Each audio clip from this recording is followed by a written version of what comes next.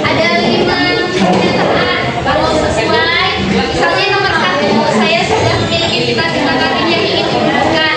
Kalau sudah ada, pilih jawaban iya. Kalau belum, pilih jawaban di. Waktunya 2 menit dari sekarang.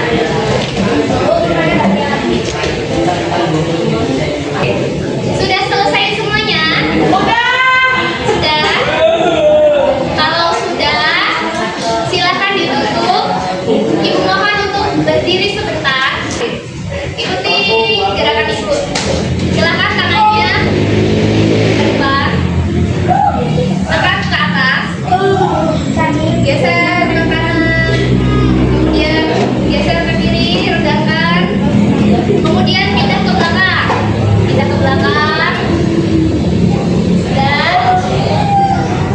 pindah ke depan, pindah lagi sampingnya. Oke, sudah agak enak kan? Tangannya dikibasin nak. Kita ice breaking dulu sebentar. Jadi permainannya ketika ibu bilang klik, berarti tangannya menggenggam, kemudian disambungkan, dibenturkan. Klik, klak, itu dibalik, kemudian dibenturkan. Klak. Jadi klik, klak, kata. Coba bisa. Yuk, ibu kasih perintah. Klik, klak, kata. Jangan di atas meja, coba kata. Oke, kita mulai ya. Sudah ngerti ya? 1, 2, 3. Klik, klak, kata.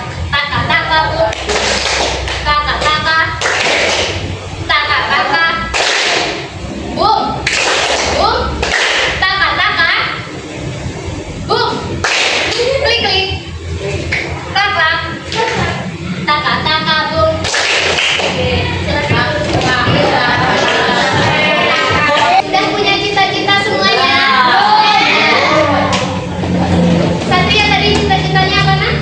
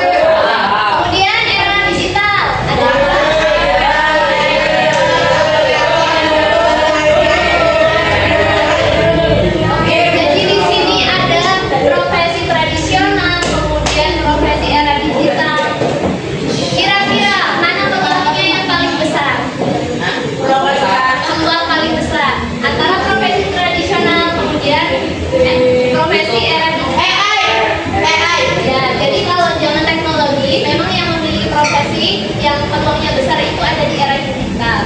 Tetapi tidak menutup kemungkinan bahwasanya keduanya ini sama-sama memiliki peluang yang besar. Karena apa? Yang paling terpenting adalah memilih sesuai dengan minat dan bakat yang kalian miliki. Oke, selanjutnya, bagaimana sih caranya kita mengeksplorasi minat, bakat, dan potensi diri? Untuk apa? Untuk menentukan karir yang tepat, memang kita harus belajar dulu untuk mengenal diri sendiri secara mendalam. Minat itu, ada yang tahu minat itu apa? Hal yang sangat kita sukai, hal yang membuat kita semangat. Dan ketika kita melakukan suatu aktivitas sampai kita lupa waktu, kemudian kita merasa kok terasa cepat banget ya ketika saya bermain bola karena saya suka, itu merupakan suatu minat. Kemudian bakat adalah kemampuan alami yang lebih mudah kita kuasai. Karena apa? Karena bakat ini ketika kita melakukan suatu hal yang baru pertama kali, ternyata kok kita langsung bisa, ternyata kita langsung mahir tanpa adanya pelatihan khusus. Itu merupakan suatu bakat alami yang kita punya. Kemudian yang ketiga, ada potensi. Potensi adalah kemampuan yang tersembunyi yang bisa kita kembangkan. Dengan cara apa mengembangkannya? Mengikuti eskul. Di sini ada yang mengikuti eskul di sekolah. Ada apa saja ya? Futsal. Nah, kemudian dengan berkompetisi dan mencoba hal-hal yang baru. Selanjutnya, bagaimana sih strategi mewujudkan cita-cita karir? Bagaimana, Nak? Belajar bersungguh-sungguh, betul. Fokus pada mata pelajaran yang sesuai dengan karir impiannya. Ikuti ekstrakurikuler. Dengan cara apa? Mengembangkan soft skill dan meningkatkan kompetensi.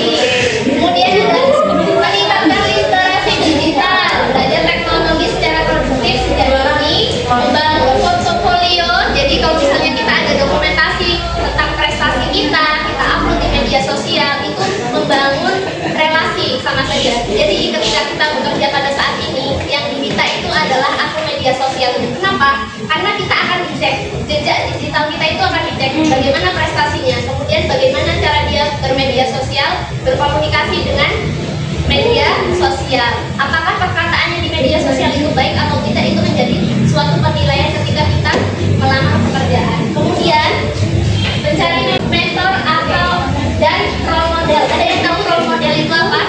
Role model itu adalah panutan. Ya, jadi panutan.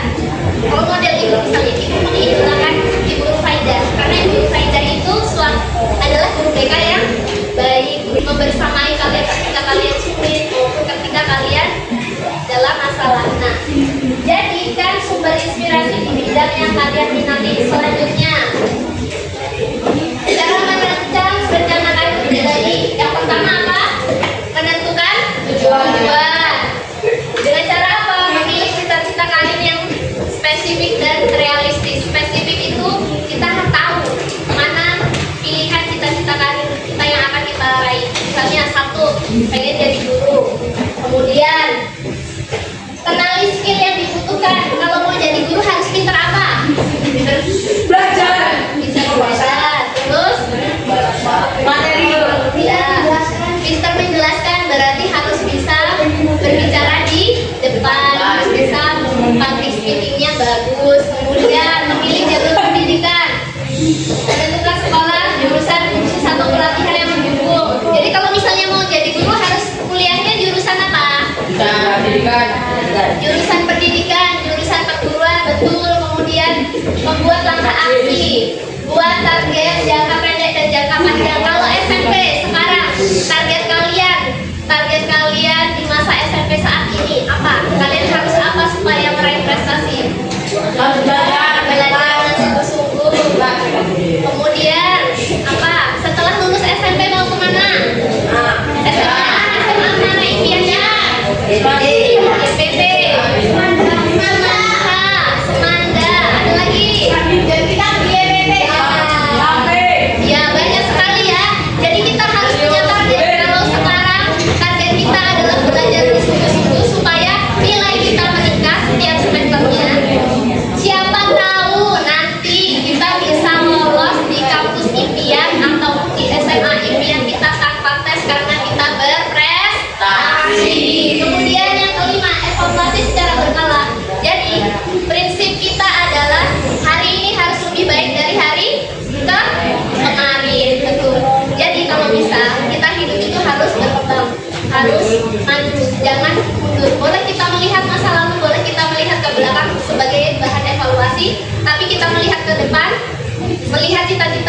kita perjuangkan. Materinya ada yang ingin ditanyakan, nak? Cukup, kita nonton video sebentar. Bapak, aku mau terbang ke angkasa. Seterang bintang bersinar indah tak ragu.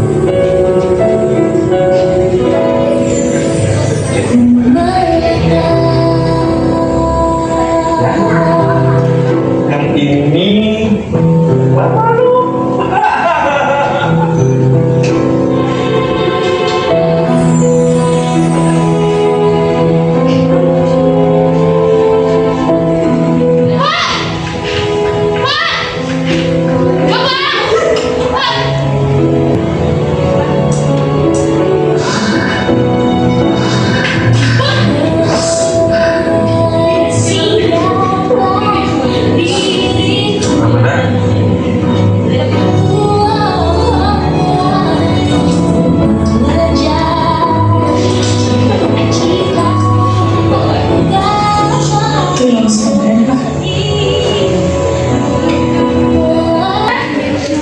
Ada yang bisa menjelaskan isi videonya?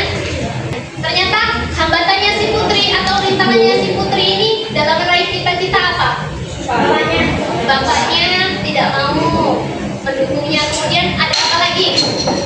Ya, jadi ayahnya ini awalnya tidak menyetujui si Putri untuk bisa bersekolah tinggi. Karena apa alasannya? Alasannya karena tidak ingin ditinggalkan sendirian di rumah. Ayahnya merasa kesepian kalau sendirian. Dan ternyata ketika si Putri ini berusaha belajar dengan sungguh-sungguh, kemudian bisa memanfaatkan media dengan belajar melalui YouTube, kemudian rela berjalan kaki demi bisa untuk les di HP. Kemudian si Putri ini dia bilang apa? Jangan bunuh mimpiku. Jadi hidupkanlah mimpi-mimpi kalian. Ibu yakin kalian semua di sini mempunyai mimpi yang besar, dan hambatan itu, rintangan itu pasti bisa kita lalui ketika kita mau berusaha, kemudian berdoa dan saling berkomunikasi. Seperti si Putri tadi, dia berkomunikasi dengan ayahnya sehingga ayahnya mengerti, kemudian ayahnya mendukung si Putri. Dari sini ada yang ingin disampaikan atau ada yang ingin ditanyakan? Ada, Bu. Oke,